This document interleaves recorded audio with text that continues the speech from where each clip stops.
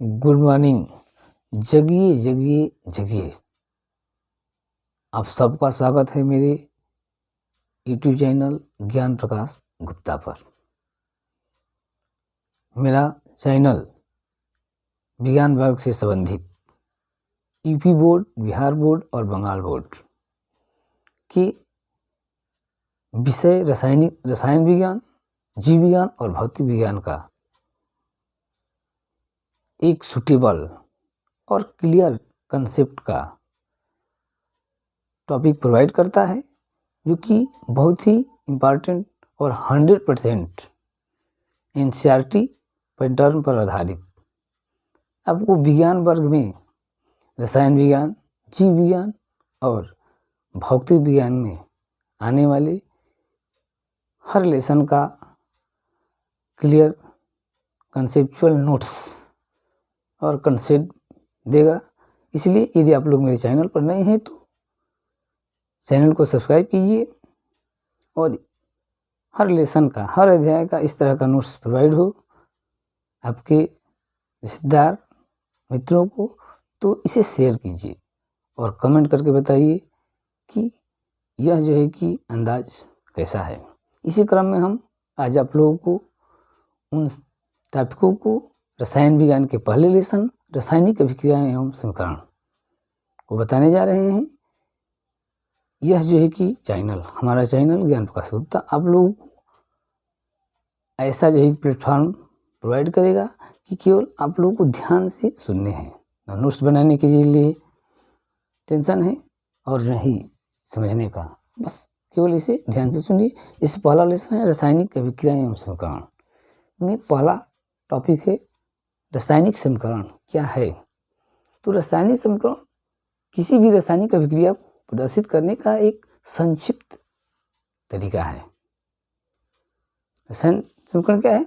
तो किसी भी रासायनिक अभिक्रिया को संक्षिप्त रूप में प्रदर्शित करने का एक तरीका है, जिसको हम नोट्स के द्वारा प्रदर्शित कर सकते हैं। तो लिखेंगे कैसे भाई कि किसी भी रासायनिक अभिक्रिया में उपस्थित या भाग लेने वाले अभिकारक और उत्पादों को संक्षिप्त रूप में प्रतीकों के द्वारा भौतिक अवस्था को हम प्रदर्शित करते हैं, तो उसे रासायनिक समीकरण कहते हैं। जैसे वायु की उपस्थिति में मैग्नीशियम को जलाते हैं तो मैग्नीशियम ऑक्साइड बनता है। तो इस रासायनिक अभिक्रिया को हम संक्षिप्त रूप में मैग्नीशियम का सिंबल Mg, उसकी अवस्था ठोस अवस्था, ऑक्सीजन के लिए O2, ये अभिकारक हो गया, अभिक्रिया में भाग लेने वाले पदार्थ हैं ये मैग्नीशियम और ऑक्सीजन, और अभिक्रिया के बाद प्राप्त होता है उत्पाद मैग्नीशियम ऑक्साइड, इसको MgO। तो इस तरह से हम संक्षिप्त रूप में सूत्रों के द्वारा प्रदर्शित कर दिए, तो यह हो गया आपका रासायनिक समीकरण। किसी भी रासायनिक अभिक्रिया में जो पदार्थ भाग लेते हैं, अर्थात जिसका रासायनिक परिवर्तन होता है, उसे अभिकारक कहते हैं, और अभिक्रिया के बाद जो नए पदार्थ बनते हैं उसे उत्पाद कहते हैं। तो अभिकारक किसे कहते हैं? जो कि रासायनिक क्रिया में भाग लेता है, जिसका रासायनिक परिवर्तन होता है, उसे अभिकारक, तथा अभिक्रिया के बाद जो प्राप्त होता है उसे उत्पाद कहते हैं। संतुलित रासायनिक समीकरण क्या है भाई? तो वे रासायनिक समीकरण जिसमें अभिक्रिया में भाग लेने वाले अभिकारक और उत्पाद के विभिन्न तत्वों के परमाणुओं की संख्या समान होती है, उसे रासायनिक समीकरण कहते हैं। संतुलित रासायनिक समीकरण कहते हैं। संतुलित रासायनिक समीकरण किसे कहते हैं? कि वे रासायनिक समीकरण जिसमें कि अभिक्रिया में भाग लेने वाले और अभिक्रिया के बाद प्राप्त होने वाले उत्पादों के में तत्वों के भिन्न भिन्न परमाणुओं की संख्या क्या होती है? बराबर होती है, समान होती है, उसे संतुलित रासायनिक समीकरण कहते हैं। जैसे ये संतुलित रासायनिक समीकरण है, मैग्नीशियम वायु के उपस्थिति में जल करके मैग्नीशियम ऑक्साइड बनता है, तो अभिकारक साइड में भी मैग्नीशियम 2, इधर भी मैग्नीशियम 2, ऑक्सीजन 2 और इधर ऑक्सीजन 2, तो यह समीकरण संतुलित रासायनिक समीकरण है। अगला टॉपिक हमारा है कि रासायनिक अभिक्रिया किसे कहते हैं। किस तरह की अभिक्रिया को हम रासायनिक अभिक्रिया कहते हैं, उदाहरण देकर के समझाना है। ये 20-30 प्रश्न जो है कि हम लोगों के यूपी बोर्ड, बिहार बोर्ड और बंगाल बोर्ड के हिंदी मीडियम पर आधारित एनसीईआरटी बेस्ड पर आता है प्रश्न। तो लॉन्ग क्वेश्चन है, कारक रासायनिक अभिक्रिया क्या है? तो वह अभिक्रिया जिसमें नए गुण वाले नए पदार्थों का निर्माण होता है उसे रासायनिक अभिक्रिया कहते हैं। किसे कहते हैं? तो वह अभिक्रिया जिसमें कि अभिकारक से उत्पाद जो बनेगा तो उत्पाद का गुण नया होगा, नए गुण वाले और नए पदार्थ का निर्माण होता है। ऐसी अभिक्रियाओं को रासायनिक अभिक्रिया कहते हैं। जैसे मैग्नीशियम को हाइड्रोक्लोरिक अम्ल के साथ अभिक्रिया कराते हैं तो मैग्नीशियम क्लोराइड बनता है और हाइड्रोजन गैस निकलती है। इसमें अभिकारक मैग्नीशियम और हाइड्रोक्लोरिक अम्ल का गुण दूसरा होता है और जो बनता है मैग्नीशियम क्लोराइड, इसका गुण दूसरा होता है हाइड्रोजन। तो यह हो गया रासायनिक अभिक्रिया, मतलब कि वह अभिक्रिया जिसमें कि नए गुण वाले नए पदार्थ बनते हैं। ऐसी अभिक्रियाओं को हम रासायनिक अभिक्रिया कहते हैं। इसी क्रम हम देखते हैं कुछ मुख्य रासायनिक अभिक्रियाएं, जैसे संयोजन अभिक्रिया, वियोजन अभिक्रिया, विस्थापन अभिक्रिया और द्विविस्थापन अभिक्रिया। ये अभिक्रियाओं के मुख्य एक ही प्रकार है, जिसमें पहला है संयोजन अभिक्रिया। संयोजन अभिक्रिया क्या है? तो वह अभिक्रिया जिसमें दो या दो से अधिक प्रकार के पदार्थ के अणु परस्पर संयुक्त होकर केवल एक प्रकार के नए पदार्थ का निर्माण करते हैं, उसे संयोजन अभिक्रिया कहते हैं। क्या भाई? तो अभिक्रिया जिसमें दो या दो से अधिक पदार्थ आपस में संयुक्त होकर के एक नए प्रकार के उत्पाद पदार्थ का निर्माण करते हैं, उसे संयोजन अभिक्रिया कहते हैं। जैसे सोडियम क्लोरीन से क्रिया करता है तो सोडियम क्लोराइड का निर्माण करता है। कार्बन मोनोऑक्साइड क्लोरीन से क्रिया करता है तो कार्बोनिल क्लोराइड का निर्माण होता है। यह संयोजन अभिक्रिया है क्योंकि इसमें दो पदार्थ संयुक्त होकर के एक नए पदार्थ का निर्माण करते हैं। इस तरह से एसिटिलीन C2H2 + H2, एसिटिलीन से हाइड्रोजन गैस अभिक्रिया करता है और एथिलीन बनता है। फिर ये हाइड्रोजन से अभिक्रिया करता है तो एथेन बनता है। तो इसमें जो है कि हाइड्रोजन संयुक्त होता जा रहा है और एक उत्पाद का निर्माण होता है, इसलिए संयोजन अभिक्रिया है। दूसरा है वियोजन अभिक्रिया। क्या है? तो यह संयोजन अभिक्रिया की उल्टी अभिक्रिया है। वियोजन वह अभिक्रिया जिसमें कोई यौगिक दो या दो से अधिक सरल अणुओं या अपने अवयवी कणों में परस्पर टूट जाता है, उसे वियोजन अभिक्रिया कहते हैं। क्या है वियोजन अभिक्रिया? तो वह अभिक्रिया जिसमें कोई यौगिक एक यौगिक दो या दो से अधिक सरल यौगिकों में या अपने अवयवी कणों में टूट जाता है, उस अभिक्रिया को हम वियोजन अभिक्रिया कहते हैं। वियोजन अभिक्रियाओं को हम दो प्रकार में बांट देते हैं अध्ययन की सुविधा के आधार पर। ऊष्मीय वियोजन, जो कि ऊष्मा देने पर कोई एक पदार्थ दो या दो से अधिक भागों में टूट जाता है, उसे वियोजन अभिक्रिया कहते हैं। कैसी? वे अभिक्रियाएं जिसमें किसी पदार्थ को ऊष्मा देने पर दो या दो से अधिक पदार्थों में टूटता है, उसे वियोजन अभिक्रिया कहते हैं। जैसे पोटेशियम क्लोरेट का वियोजन, पोटेशियम क्लोरेट 2KClO3 को ऊष्मा देते हैं तो वह पोटेशियम क्लोराइड और ऑक्सीजन में टूट जाता है। तो 2KClO3 ऊष्मा दे दिए तो पोटेशियम क्लोराइड 2KCl + 3O2। दूसरा कैल्शियम कार्बोनेट CaCO3, ये इसको भी ऊष्मा देंगे तो कैल्शियम ऑक्साइड और कार्बन डाइऑक्साइड में टूट जाता है। ये भी वियोजन अभिक्रिया है, उसमें वियोजन होता है।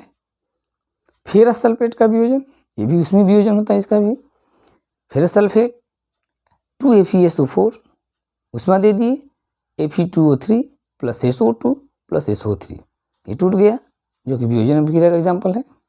मरकरी ऑक्साइड का वियोजन ऊष्मा के द्वारा होता है, ये भी उसमें वियोजन है। 2MgO मरकरी ऑक्साइड ऊष्मा दे दिए, Mg + O2 में टूट गया। तो ये हो गया आपका ऊष्मीय वियोजन। वियोजन में दूसरा हमारा टॉपिक है विद्युत वियोजन। जब विद्युत प्रवाहित किया करने पर किसी पदार्थ का वियोजन होता है तो उसे विद्युत वियोजन कहते हैं। जैसे सोडियम क्लोराइड की जलीय विलयन में यदि हम विद्युत धारा प्रवाहित करते हैं तो यह सोडियम प्लस क्लोरीन में टूट जाता है। यह विद्युत वियोजन का जो है उदाहरण है। जल का विद्युत वियोजन करते हैं तो हाइड्रोजन गैस और ऑक्सीजन गैस मिलती है। अगला हमारा अभिक्रिया है विस्थापन या प्रतिस्थापन अभिक्रिया। किसे कहते हैं भाई? तो वह अभिक्रिया जिसमें किसी यौगिक की अणु से परमाणु या परमाणुओं का समूह हटा दिया जाता है और दूसरा समूह आ जाता है, उसे प्रतिस्थापन अभिक्रिया कहते हैं। तो क्या है विस्थापन या प्रतिस्थापन अभिक्रिया? मतलब कि वह अभिक्रिया जिसमें कि किसी भी यौगिक से दूसरे यौगिक के द्वारा परमाणु के समूह को हटा करके और उसके स्थान पर दूसरा यौगिक के परमाणु या परमाणुओं का समूह आ जाता है, तो ऐसी अभिक्रियाओं को विस्थापन अभिक्रिया या प्रतिस्थापन अभिक्रिया कहते हैं। जैसे कॉपर सल्फेट से कॉपर का विस्थापन करना। जब हम कॉपर सल्फेट की क्रिया आयरन से कराते हैं तो आयरन कॉपर सल्फेट से कॉपर को विस्थापित करके अपने कॉपर सल्फेट का निर्माण करता है और कॉपर को विस्थापित कर देता है, जो कि विस्थापन अभिक्रिया का एक उदाहरण है।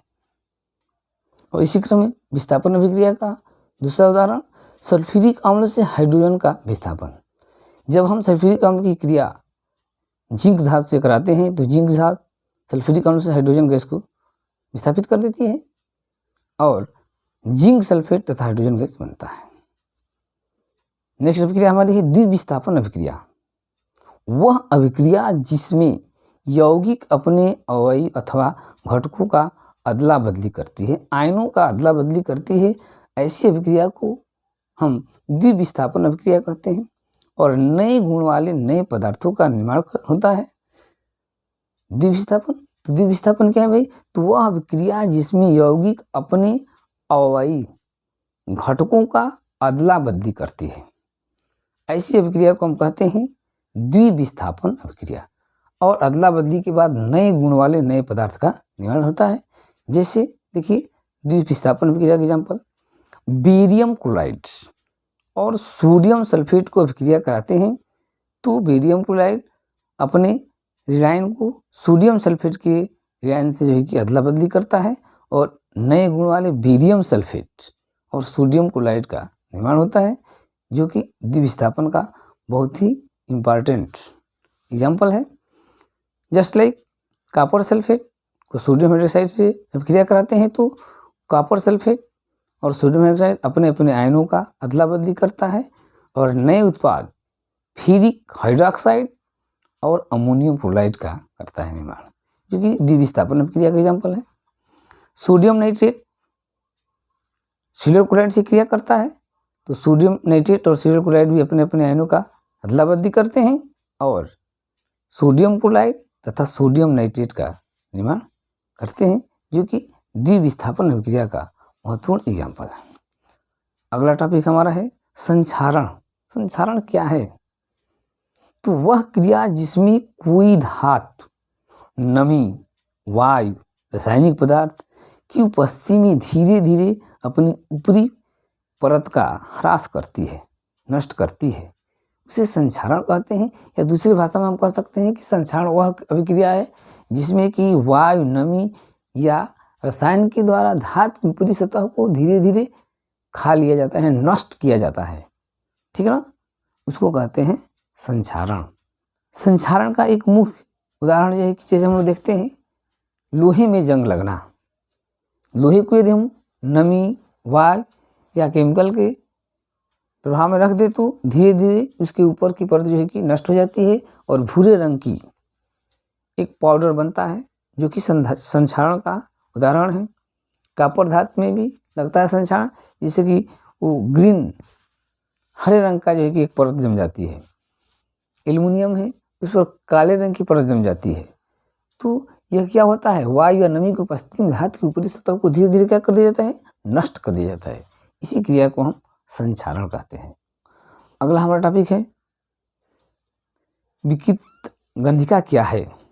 बोल में आता है कि विकृत गंधिका क्या है। संक्षिप्त टिप्पणी लिखिए। संक्षिप्त टिप्पणी लिखने के लिए आता है तो हम जानते हैं ऑलरेडी, नहीं जानते हैं तो ध्यान दीजिए। वसा व तेल से बने खाद्य पदार्थों को यदि हम कुछ समय के लिए वायु में रख दें तो वह वायु के ऑक्सीजन के साथ क्रिया करके ऑक्सीकृत हो जाता है और विशेष प्रकार की गंध आने लगती है। इस क्रिया को विकृत गंधिका कहते हैं। क्या कहते हैं भाई?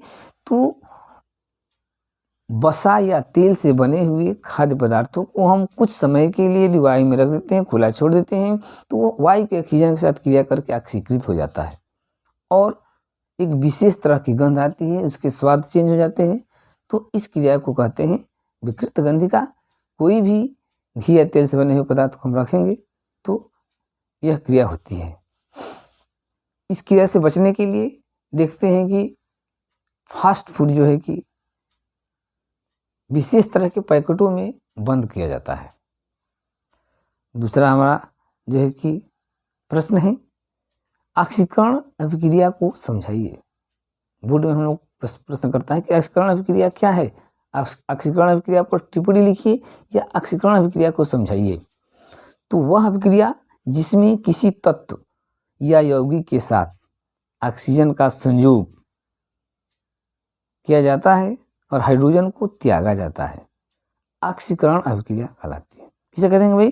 तो वह अभिक्रिया जिसमें किसी तत्व या यौगिक के साथ ऑक्सीजन का संयोग होता है या हाइड्रोजन का त्याग होता है। तो मतलब कि ऑक्सीजन का जुड़ना, किसी भी वह अभिक्रिया जिसमें किसी यौगिक के साथ ऑक्सीजन का जुड़ना तथा हाइड्रोजन का त्यागना ऑक्सीकरण अभिक्रिया कहलाती है। जैसे एग्जाम्पल के बेस पर हम ले सकते हैं C+O2 CO2, इसमें ऑक्सीजन जुट रहा है, S+O2 SO2, इसमें जो है कि ऑक्सीजन जुट रहा है। तो यह एक क्या है? ऑक्सीकरण अभिक्रिया है। इसमें देखिए 4HCl प्लस MnO2, मतलब कि हाइड्रोक्लोरिक अम्ल को मैग्नीज डाई की उपस्थिति में क्रिया करते हैं तो मैग्नीज क्लोराइड वाटर और क्लोरीन बनता है, जो कि एक ऑक्सीकरण अभिक्रिया का क्या है? ये उदाहरण है। बोर्ड में देखिए मुख्य इंपॉर्टेंट एक इस तरह का भी प्रश्न करता है, ऊष्माक्षेपी तथा ऊष्माशोषी अभिक्रिया क्या है? इसको उदाहरण से समझाना है। तो ऊष्माक्षेपी अभिक्रिया क्या है? तो वह अभिक्रिया जिसमें अभिकारक से उत्पाद बनने के साथ साथ ऊष्मा उत्पन्न होती है। वह अभिक्रिया जिसमें कि अभिकारक से जो उत्पाद बनेगा तो ऊष्मा निकलती है, ऐसी अभिक्रिया को ऊष्माक्षेपी अभिक्रिया कहते हैं।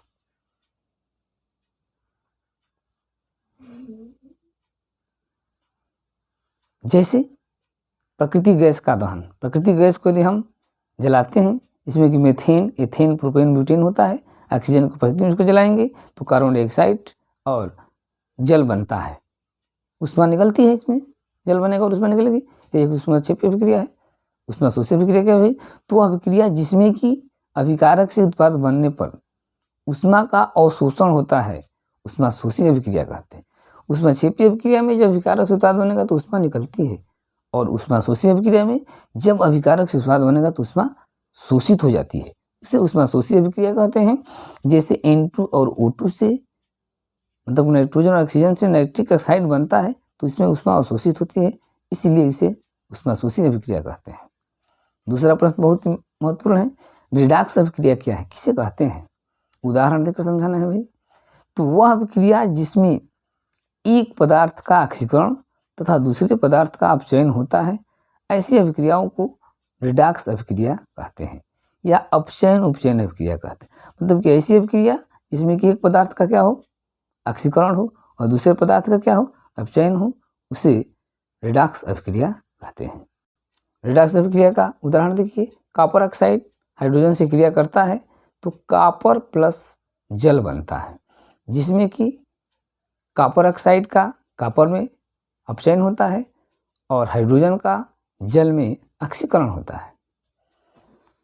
दूसरा जो है कि बहुत ही महत्वपूर्ण प्रश्न, ये कि बहुत सारे छात्रों के लिए थोड़ा कठिन लगता है, लेकिन नहीं, घबराने की बात नहीं है। मेरे चैनल पर इसका एक इजी सॉल्यूशन वो भी नोट्स के द्वारा दिया जा रहा है, इसीलिए आप लोग ऐसे आने वाले प्रश्नों पर गौर से देखिए। केवल समीकरण देना है, क्या होता है जब केवल रासायनिक समीकरण से प्रस्तुत